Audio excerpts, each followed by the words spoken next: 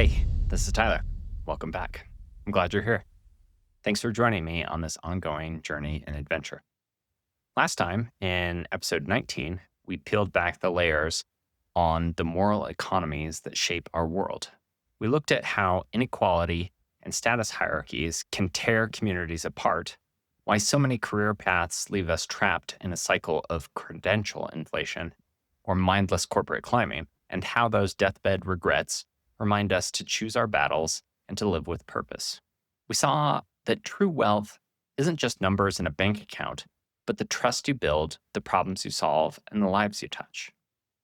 Today, we've arrived at, well, what I would say is a culmination of our journey. We've navigated the abyss of individual nihilism. We discovered how forging personal and collective purpose can steer us through life's storms, and we witnessed the rise and fall of tribes and institutions that are built on shared meaning. Now, in this episode, we're going to explore the dark mirror of that search for meaning: ideological fanaticism. Now, for me, this is the unthinking, uncompromising zeal that turns conviction into cruelty. And together, we'll explore: how does the same human drive that pulls us towards purpose and belonging become twisted into a force for atrocity? From medieval crusaders convinced that they served God's will to modern movements fueled by digital echo chambers, we'll trace the path from heartfelt belief to ruthless fanaticism, and crucially, how we can guard our own minds against that fall. So let's dive in. Let's begin by clarifying two terms at the heart of today's conversation: ideology and fanaticism. Ideology is simply a coherent system of beliefs and values that gives structure and meaning to our lives. Think of it as a mental map, a set of lenses through which we interpret the world and decide what matters to us and how we choose to act. Whether it's a religious faith, a political philosophy, or a scientific worldview, an ideology helps us understand the big questions. Why are we here? What is a good life? How should we live? In that sense, ideologies are what we've explored in this series, and they're essentially akin to philosophy. They're the engines that power our motivations, bind us to communities, and guide us through uncertainty. But when does a healthy conviction, that clarity of purpose, turn dangerous? That's where fanaticism comes in. Fanaticism is the devotion pushed to the point of intolerance, an unyielding certainty that drowns out any whisper of doubt or nuance.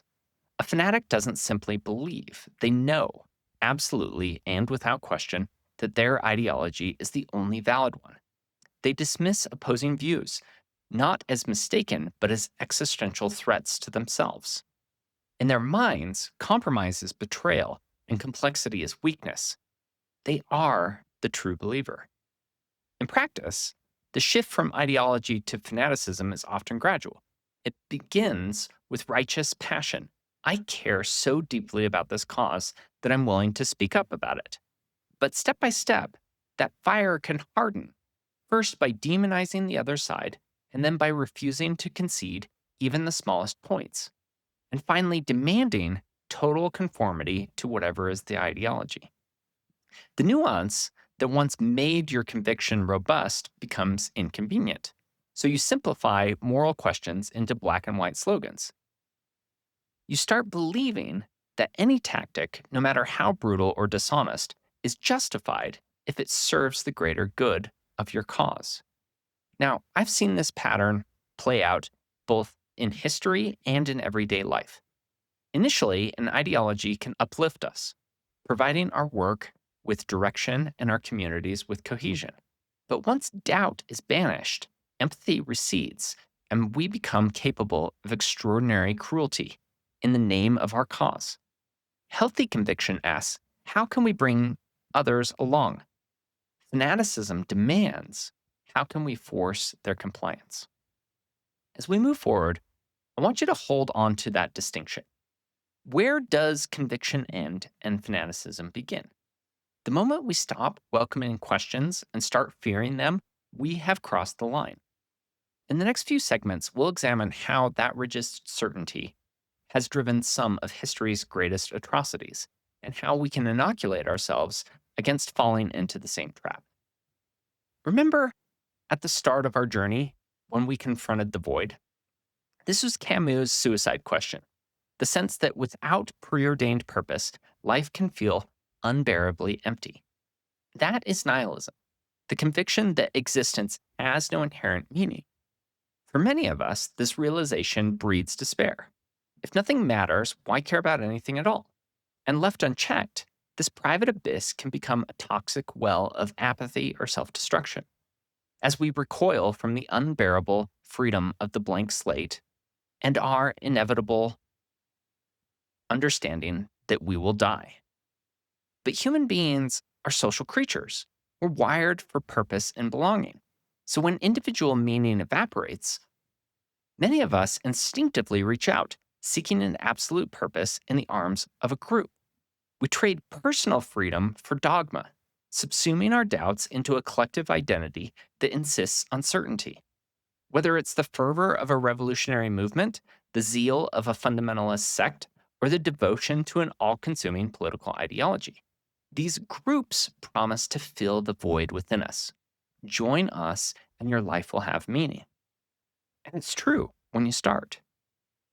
This is the collective counter reaction to nihilism. We latch onto narratives that claim to explain everything: who we are, who our enemies are, and what a good life looks like. The more we feel untethered, the more we yearn for a worldview that shows no ambiguity. In the environment, nuance becomes betrayal. Questioning the doctrine is tantamount to self sabotage.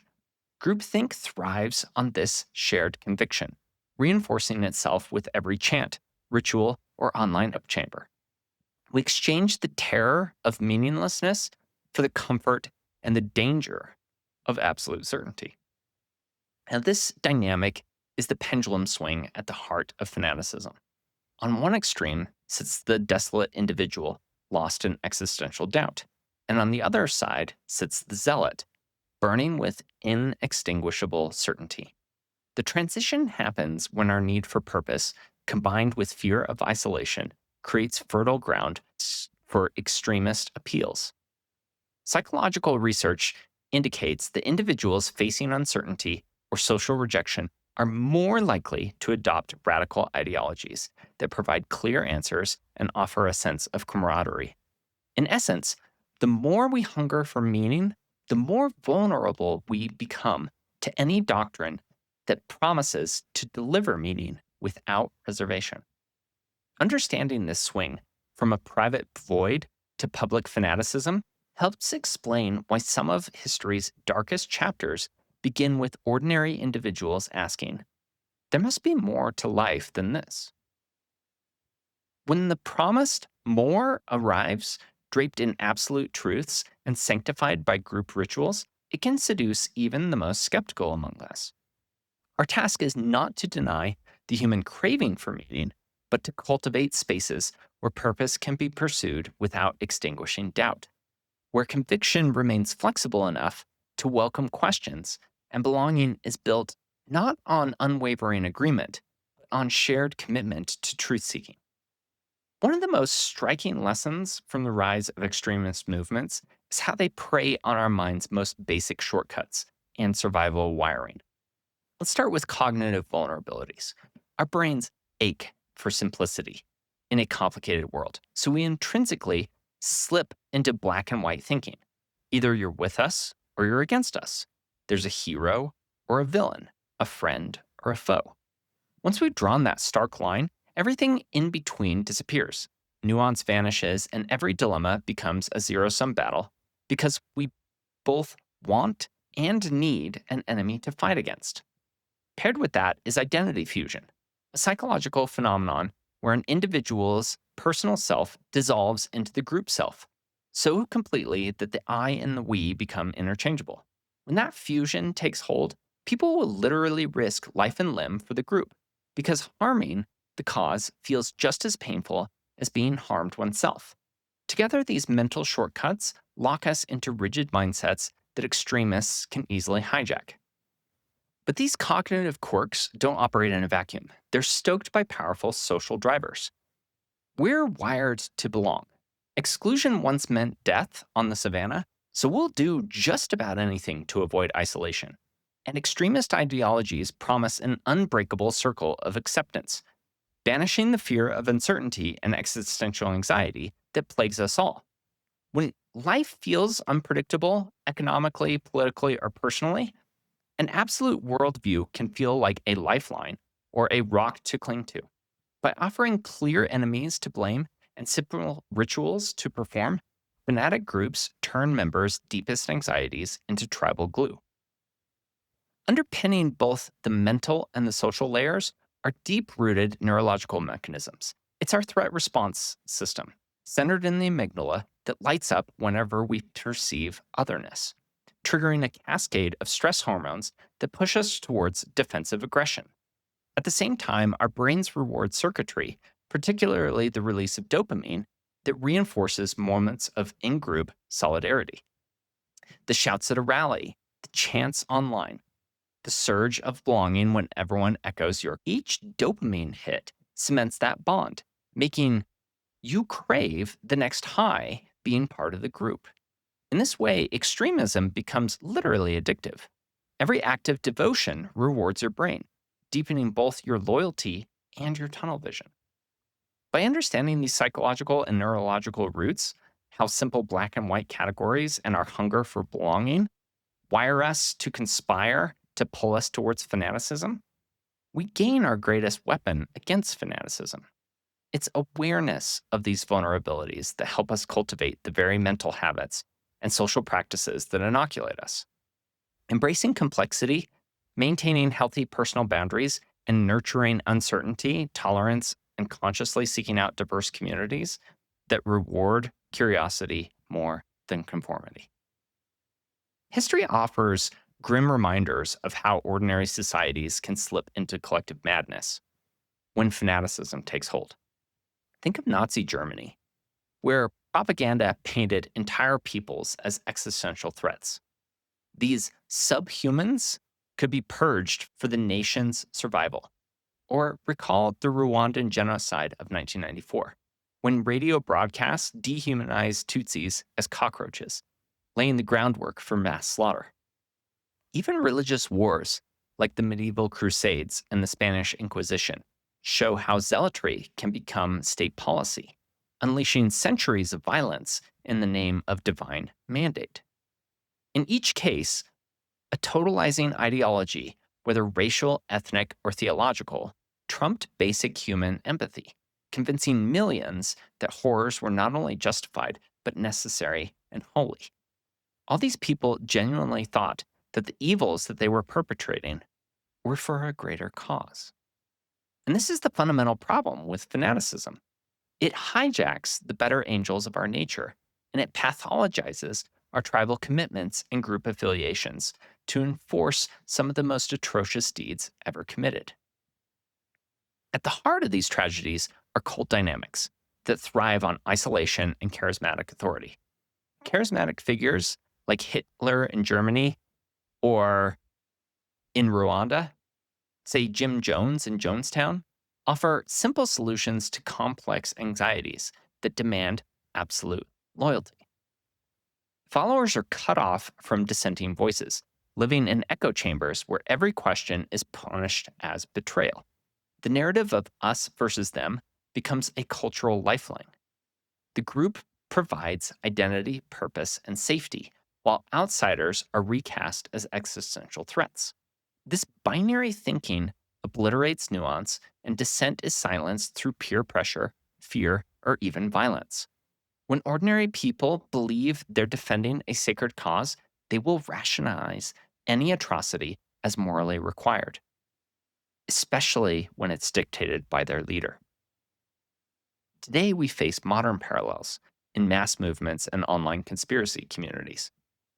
Consider QAnon, which originated as a cryptic internet posts and evolved into a self-styled crusade against the alleged deep state.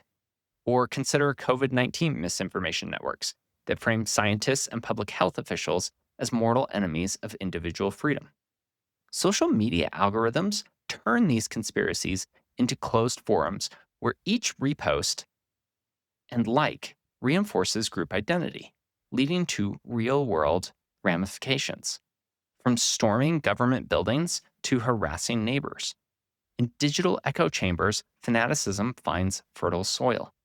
The familiar thrill of belonging, that dopamine rush of shared outrage, and the conforming clarity of a simplistic narrative, these communities emerge when the nation no longer provides growth opportunities for the majority of people.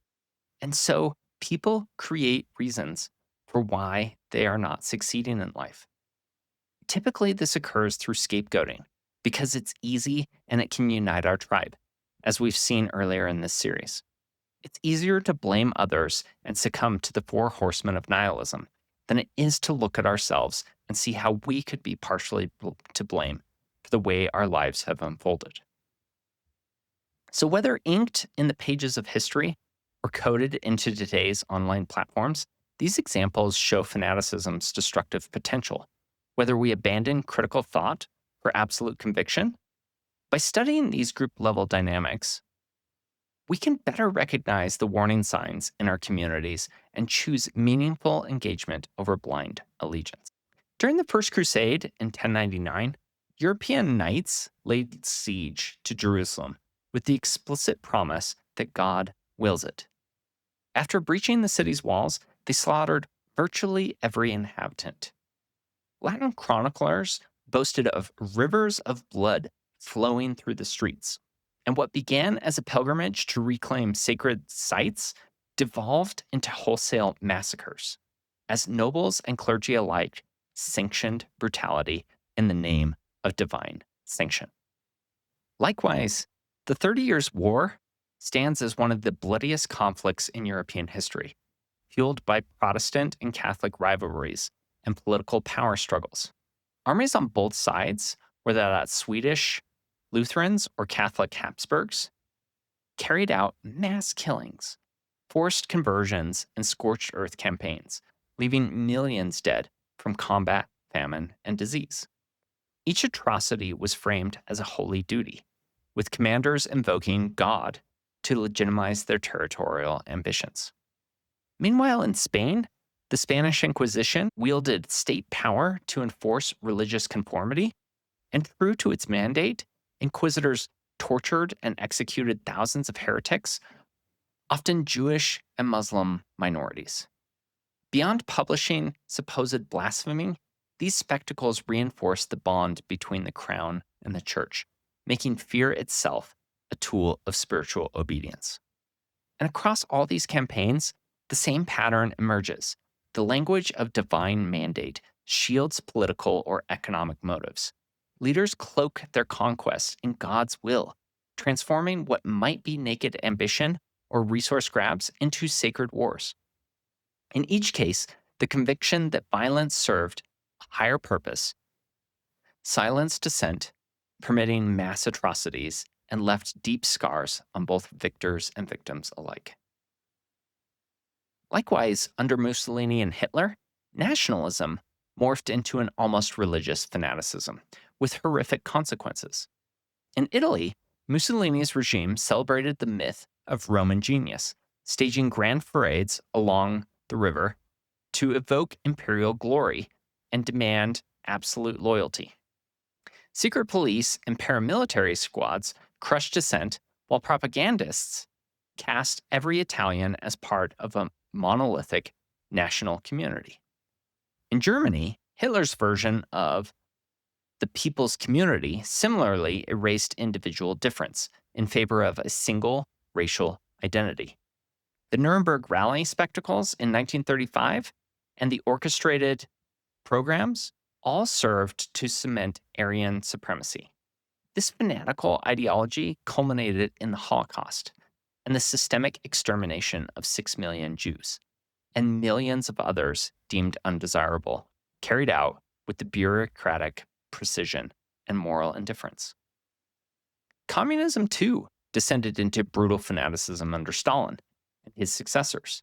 In the Soviet Union, Stalin's revolutionary zeal justified force collectivization that starved millions in Ukraine and precipitated the Great Purge in 1936 through 38, during which show trials and troikas sentenced hundreds of thousands to the execution or the Gulag forced labor camps.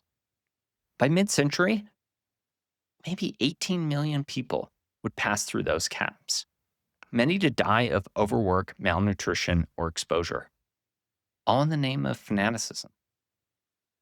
In Mao's China, the Great Leap Forward aimed to centrally plan the industrialization of the countryside with catastrophic results. Poorly planned collectivization and backyard furnace campaigns triggered a famine that claimed nearly 30 million lives. Both regimes demanded absolute belief in the ideology's infallibility, silenced all critiques, and turned entire populations into both perpetrators and victims of mass atrocity. Charismatic leaders know exactly how to tap into our tribal wiring. They offer a simple story of us versus them. They identify a clear enemy, whether it's a religious or ethnic minority, a rival nation, or something else. And they promise redemption or restoration of greatness if we will only just follow them exclusively. Think of Hitler's speeches, where he blamed Germany's woes on Jewry and painted Aryan folk as the besieged people that only he could save. Or consider modern populists who claim that elite cabal are stealing your jobs and only their movement can restore your dignity. By reducing the world to black and white choices and playing on our fears of chaos, these leaders generate an almost mystical bond.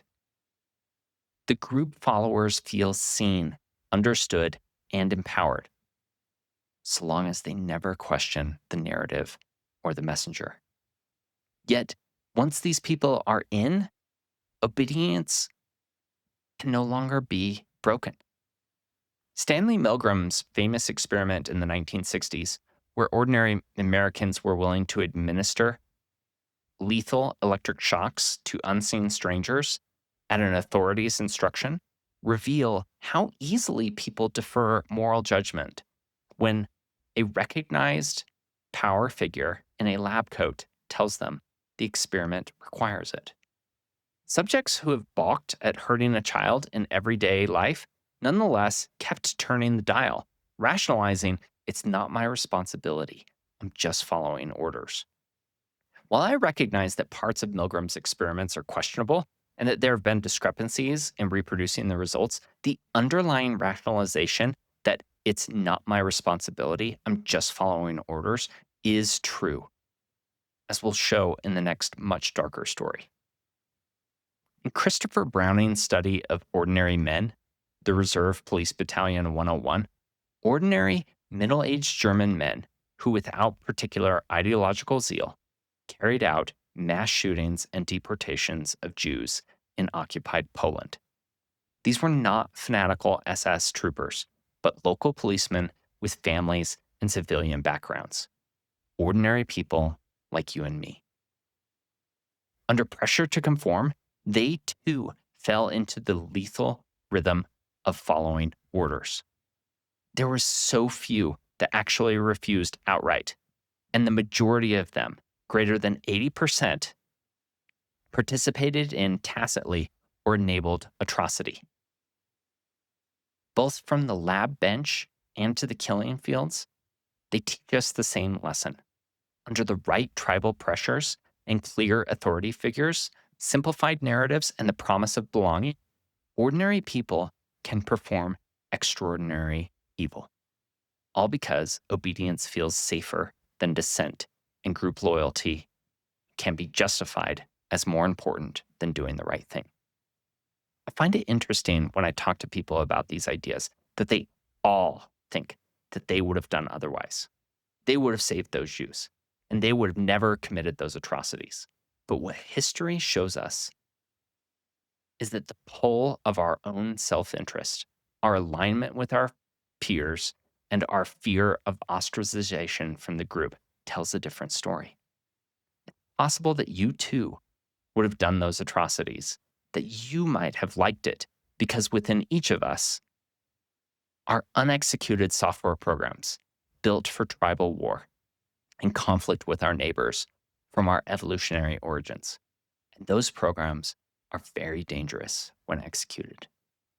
When confronted with actions that clash with our deepest self image, our minds employ powerful defenses that protect our identity. Those defenses can turn brutal mechanisms of compliance and denial. One of the most insidious is cognitive dissonance, the gut wrenching tension we feel when new information threatens our core beliefs or our moral high ground.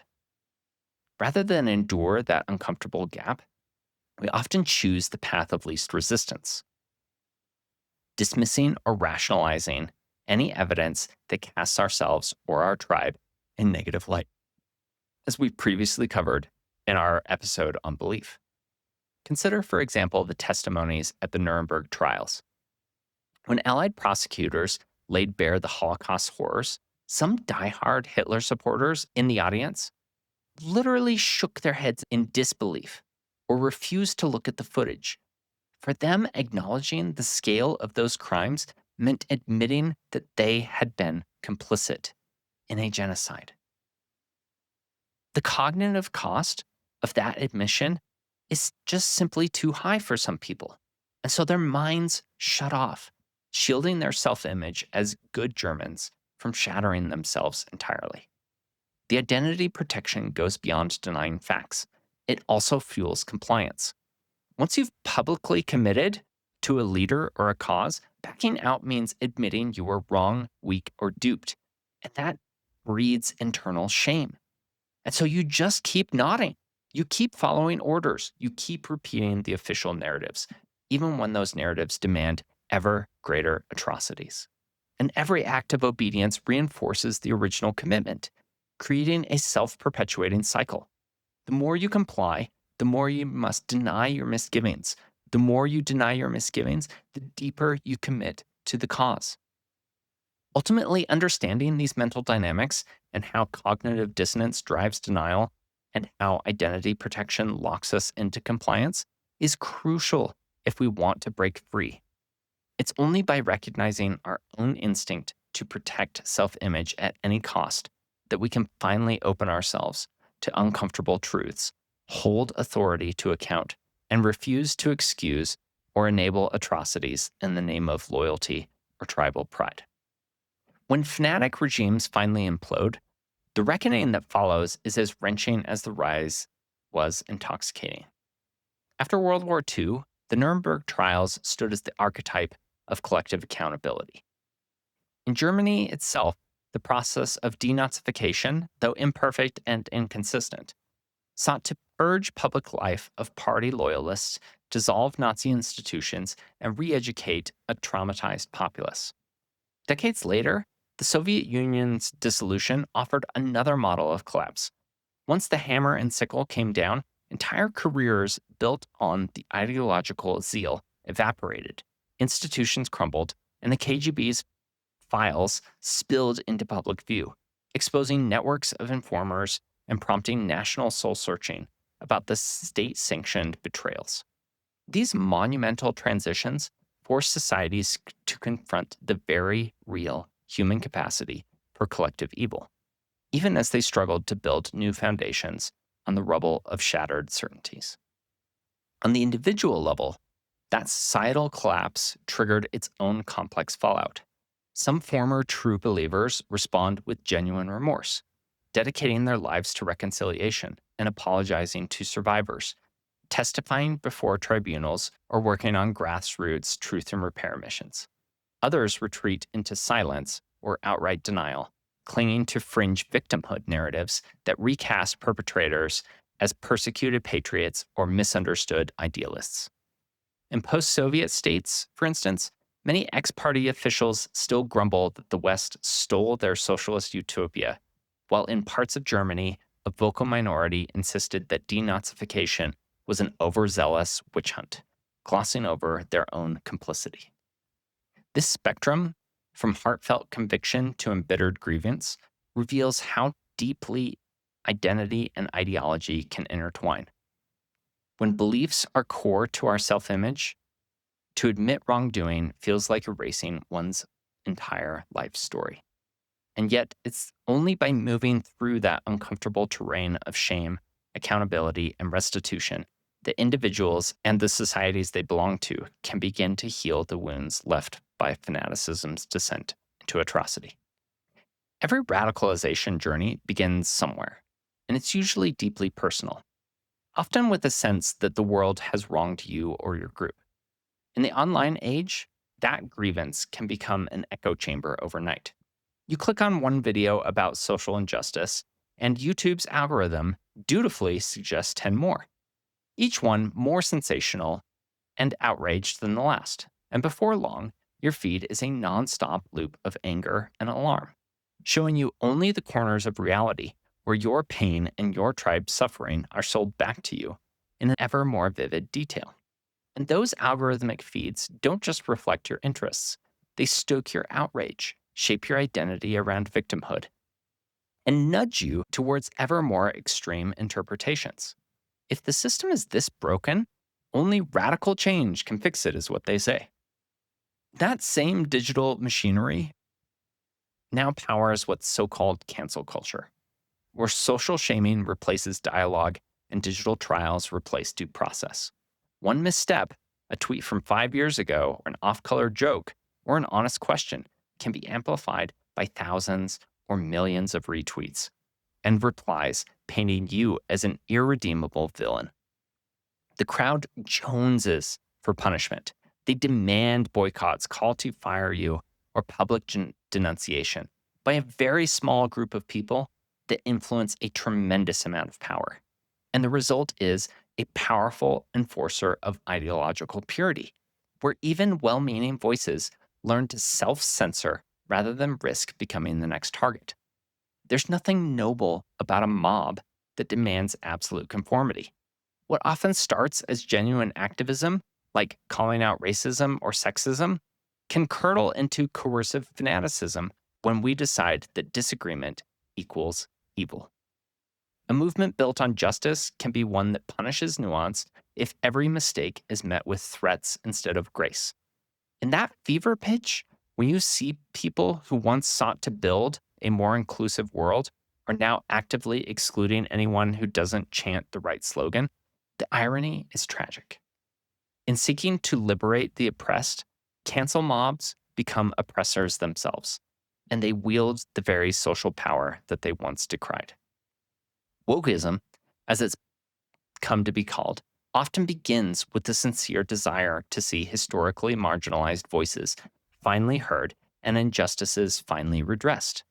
But when that righteous impulse hardens into moral absolutism, where any deviation from the approved narrative is now branded as bigoted or oppressive, it crosses the line into fanaticism. Suddenly, debate isn't invited, it's punished. Professors who question preferred terminology find their careers in jeopardy. Authors who explore complex history are deplatformed at speaking engagements, and social media algorithms throttle dissenting viewpoints, while trolls and hashtags unleash a digital mob, public shaming, and professional exile. The result is a climate where people who would once have welcomed honesty, messy dialogue, instead silence each other in fear, trading nuance for certainty and curiosity for conformity. In the same vein, on the authoritarian right, we've seen a dramatic intensification of what can only be described as top-down authoritarian overhaul of the federal bureaucracy. An almost textbook example of what national radicalization in response to cultural unrest looks like. I'll call this national populism. At its best, it's a raw expression of populist anger at a political class seen as self-serving and disconnected. And at its worst, it devolves into tribal loyalty untethered from facts, where the primary virtue is unwavering allegiance to a person or party.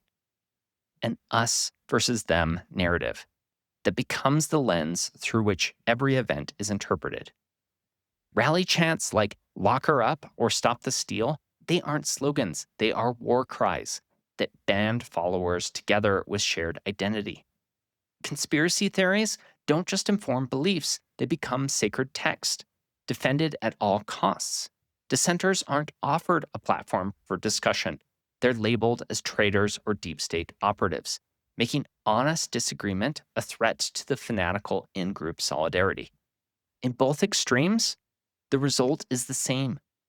Nuance evaporates and ideological purity tests take its place, driving deeper wedges into our social fabric. We see the purification of people in the military or government civilians who disagree with the extremist views of the right. Moves are not framed as policy debates, but as executing decrees. Longstanding protections for career civil servants have been discarded in favor of loyalty tests. Collective bargaining rights are being revoked under the guise of national security, and the once independent agencies within the government have been targeted for dismantling.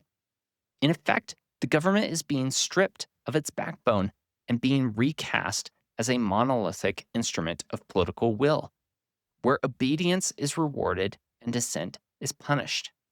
This isn't mere bureaucratic reform.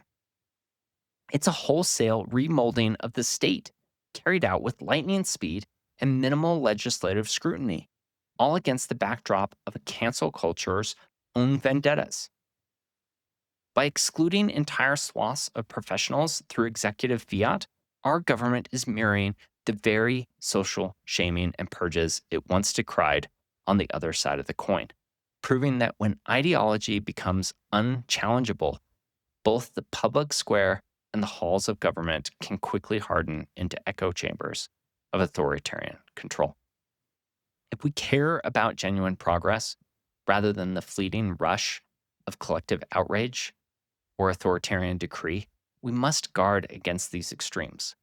That means stepping back from our wokeism or authoritarian truths, inviting honest conversation with those who blur the lines of our comfort zones, and remembering that no movement stays noble when it demands perfection or obedience over compassion. Only by keeping our convictions tethered can we navigate the wisdom and courage to do what's right. Next, I want to cover cult dynamics. So, in every cult, whether it's a fringe religious movement or an extremist political faction, or even an innocuous social clique, you'll find the same playbook at work. First is isolation. Leaders cultivate an us versus them mindset that severs members from outside voices. In physical cults, this can mean remote compounds and controlled media.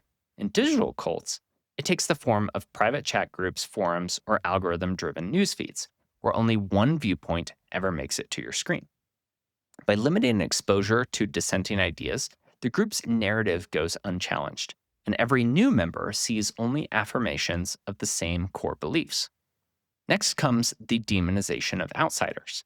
Anyone who questions the dogma, even family, friends, or respected colleagues, quickly become villains or traitors of fake news or cultural Marxists out to destroy everything that the group holds dear. This constant portrayal of the outsiders as dangerous or immoral isn't just about scaring people into compliance. It also forges a powerful emotional bond among the insiders. When you believe the world lurks just beyond your tribe's boundaries, you cling all the more tightly to those who share in your same tribe. Echo chambers deepen this effect. In real life, it might look like weekly meetings where members rehash the same talking points. Online, it's the endless loop of retweets, shared memes, and recommended for you posts that confirm and amplify your convictions. In both realms, any hint of disagreement is quickly squashed. Over time, critical thinking atrophies. You stop asking whether the group's beliefs are true, and you start treating them as axioms beyond question. And at the heart of these dynamics lie scapegoats and purity tests. When trouble strikes, there's always a convenient target to blame. It could be a former member turned by the enemy, a subset of the group deemed insufficiently loyal, or an entire demographic painted as the roots of society's ills.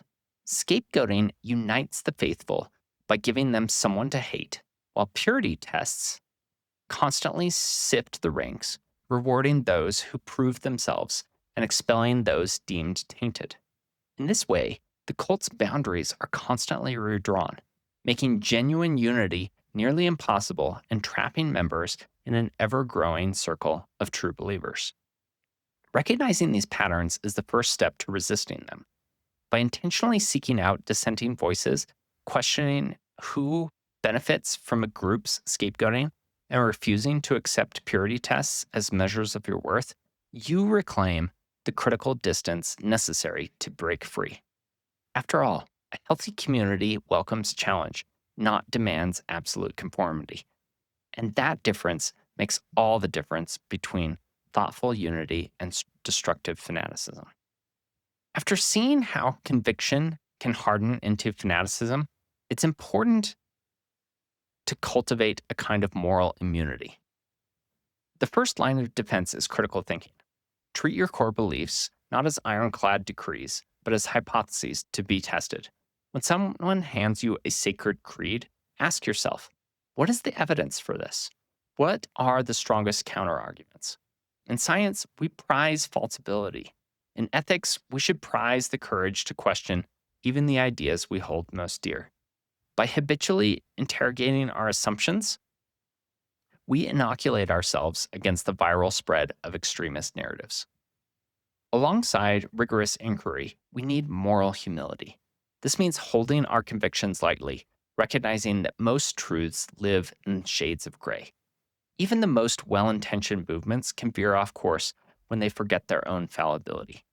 I've learned that the wisest people aren't the ones who shout the loudest, but those who can say, I might be wrong, and here's why, and I want to learn more. When you acknowledge complexities, you create space for genuine empathy and collaboration. Moral humility isn't weakness, it's strength under control, a refusal to let certainty harden into arrogance. However, and this is important, if you only enter into humility if you're discussing with someone who genuinely has an interest in open discussion.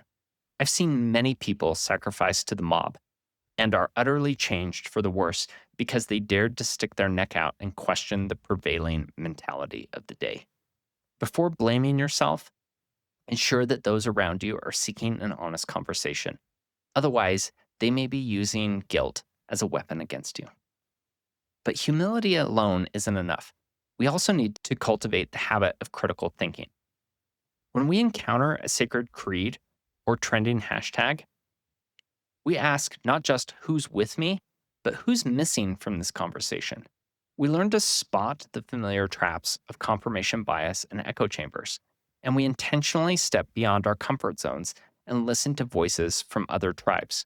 Whether that means sitting down over coffee with someone whose politics repulse you, or diving into a book that challenges your worldview, cross-tribal dialogue is our best inoculation against the disease of collective madness. So, how do you practice that in everyday life? Well, personally, I think that talking to a modern AI, such as ChatGPT, and asking it to evaluate your beliefs objectively is actually really useful. Instead of arguing to win, argue to understand. Ask open ended questions, listen more than you speak, and resist the urge to correct every misstatement. Cultivate a both and mindset, drawing on our middle way episode, where you can hold two seemingly opposed ideas in tension without collapsing into either extremes. And anchor your sense of purpose in principles rather than party lines. Commit to fairness and compassion and truth as your lodestars, even when the slogans and rally cries tempt you to trade nuance for certainty. I found talking to others, quite honestly, to be a waste of time.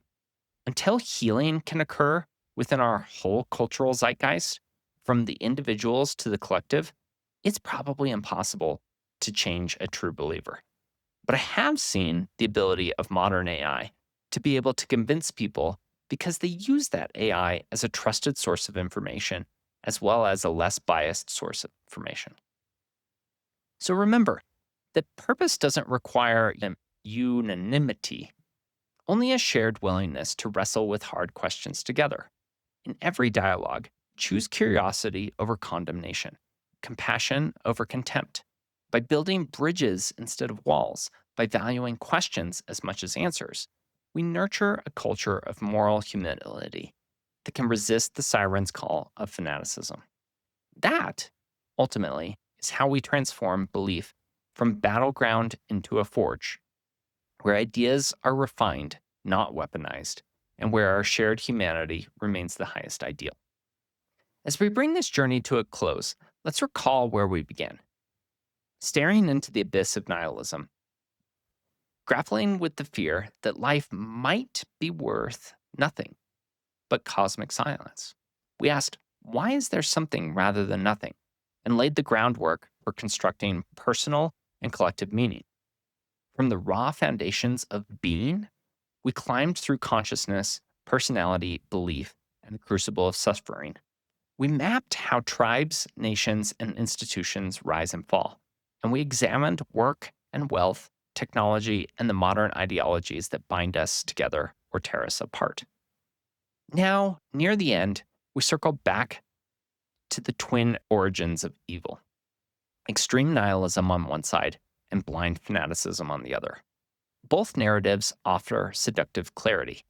Nothing matters, or we alone hold the truth. And both can drive otherwise good people to committing horrible deeds. We've seen it in the fires of the crusade and genocide, in the fervor of totalitarian regimes, and in the mass murder of innocent people. Yet throughout this series, I've tried to build a third way, a narrative that honors our deepest hungers for purpose and belonging and transcendence without surrendering to the extremes. We framed that as the hero's journey across 4 epic phases. And that was first the cosmic and existential foundation, where we confronted the void and we built a grand narrative of evolution and consciousness. And then we had our interior landscape, where we mapped drives, beliefs, and virtues to a construct of an authentic self. And then we looked at humanity and culture and understood how tribes, myths, and institutions unite or divide us. And finally, we built meaning into our work and our society, bridging personal purpose with collective action through leadership, innovation, and moral economies. Now, in this chapter, we've dissected how ideology and fanaticism hijack any honest story, reducing complexities to slogans, extinguishing nuance, and inviting the worst in us. But we've also uncovered the antidote: moral humility, critical thinking, and cross tribal dialogue, and the courage to choose which battles truly matter. This is our new narrative, one that acknowledges the abyss yet refuses its call, one that seeks deep belonging yet resists the lure of exclusion, one that craves transcendence without falling into delusion. It's a story of the heroes who face suffering, build virtues, challenge dogma, and use their unique gifts to pull everyone a little closer towards the omega point of truth, love, consciousness, and wisdom. That hero's journey doesn't end with me or with this podcast. It continues in you through every choice to speak truth with kindness, to explore the unknown with curiosity, and to stand against extremism in all of its forms. If we can harness the best of our humanity, our reason and our empathy and our creative spirit, then we may just steer our shared story away from the brink of destruction and towards a future worthy of our greatest hopes. Thanks for walking this path with me. I'm profoundly grateful for your courage and your questions and your commitment to something larger than yourself. I hope you live your part of this grand narrative well. Our journey may be coming to a close, maybe 2 more episodes, but our collective adventure towards meaning, purpose, and the divine horizon carries on. Good luck on your own hero's journey. May you find courage in doubt, wisdom in struggle, and love at every turn. In our next chapter, we'll begin closing the series by covering the nature of evil and what meaning and purpose actually are, and how they're reflected in our lives, hopefully coming full circle and answering the original purpose of this series, on meaning and purpose. So, again, thanks for joining me on this journey and adventure. I'm glad you're here. I look forward to our next encounter, and good luck on your own journey.